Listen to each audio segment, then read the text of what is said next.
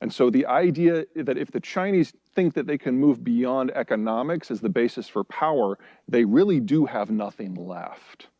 I mean, the Chinese ethnicity, the Han, have been there for over 3,000 years, but they've only been able to be a united entity that is relatively secure in their borders for about 10% of that time, and half of that is under the American-led order.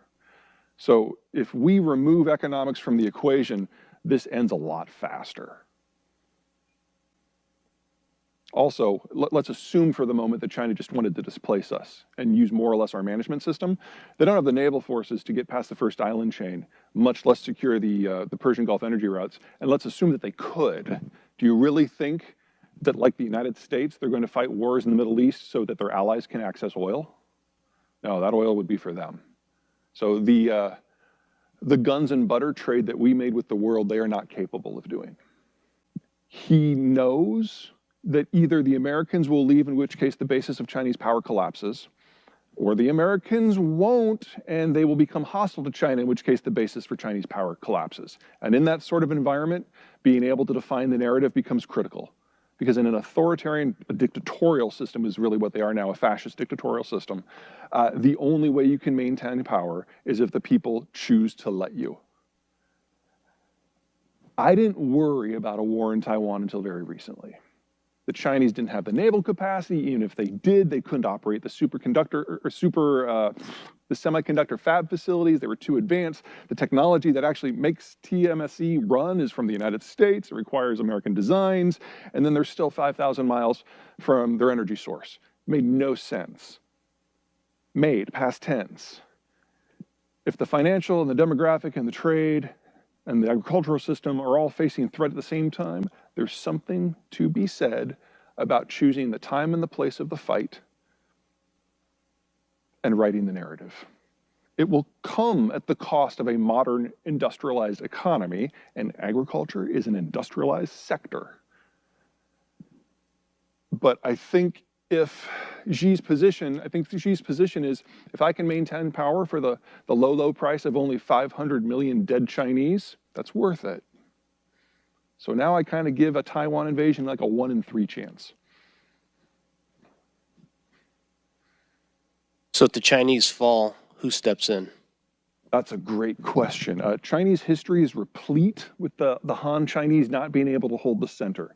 And it's replete with examples of how it all could go to hell in a very short period of time. If I was a betting man, I would guess that the North China Plain, which is home to about 2/3 of the Chinese and the vast supermajority of the Han Chinese, I would guess that would kind of become its own political entity and kind of fall into a neo-Maoist tyranny, complete with all the cultural revolution connotations that come from that.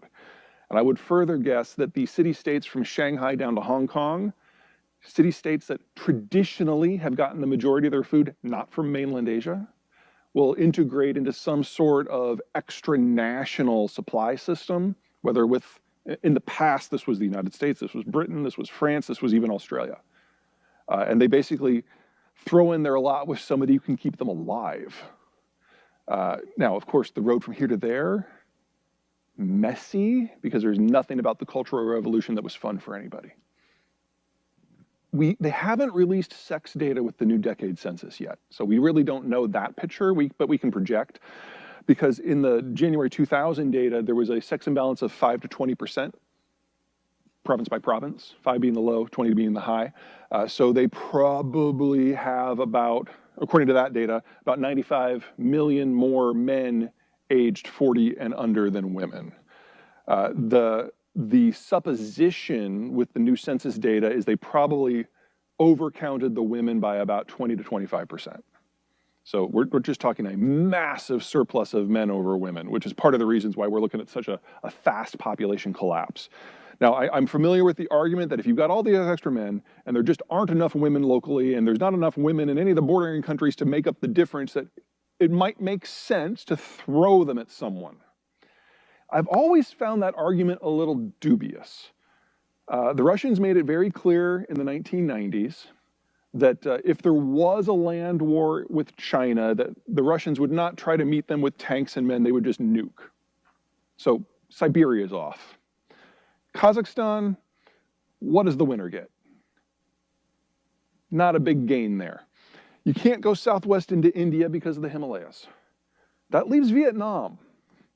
And when the Chinese last did that in 1979, the Vietnamese treated them with the same gentle welcoming that they treated us. So, you know, that's recent memory for the Chinese. There's nowhere to go. I mean, if they could make a land bridge by holding hands to get to Taipei, maybe, but no.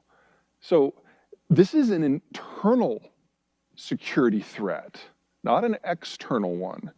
And, you know, there's all kinds of studies that have been done about what happens when you have literally tens of millions of extra frustrated men that can't do anything in your system. That is a system killer. This is a mix of everything. So in the case of Turkey specifically, yes, it's a developing country, but it's a country with a long cultural history. They have very few problems from my point of view in maintaining social control. Sure, they've got a Kurdish issue in their southeast, but if anything, that unifies the Turks rather than divides them. In addition, they control any trade systems on land or in water between the two lobes of Eurasia, giving them immense influence. And if you look at all the countries on the periphery, they're not ones that can stand to the Turks. If anything, they want to be cooperative with the Turks. So they've got all the energy they need within arm's reach. Their agricultural system is self-sufficient. Their agricultural input system is self-sufficient. And courtesy of on-again, off-again cooperation with the Europeans, their manufacturing system is nearly as good as Mexico's. So they're a country in a post-globalized world that can stand on their own and expand their writ. That's my view of it. No problem. We have time for one more question. Anybody in the room have another question? All right, sir. Online question related to your previous comments. Do you see the Russia-Chinese alliance as any sort of threat or an ability for them to overcome their demographic or economic problems? If the United States decided that it wanted to continue its role as the guarantor of global order, it would be. Because here you've got two major poles of power who are willing to put aside their many, many differences in order to resist America's sphere of influence. That's the wrong phrase. American rules on how the world should work. You remove the Americans from the equation, though, and these are security and economic competitors. Their population centers are a convenient 7,000 miles apart. They are not capable of functional cooperation once you remove the United States and its kind of overarching reach. Remember that these are countries that have fought a number of wars in the past. They only officially settled their border disputes about 10 years ago. And anything that we know about countries that are in population decline is that their security policies become very brittle because they can't sustain a conflict for any duration of time. They don't have the replacement population to do it. So I am far more concerned about these two countries falling to blows and what that might lead to than I am about them having any sort of long-term functional alliance.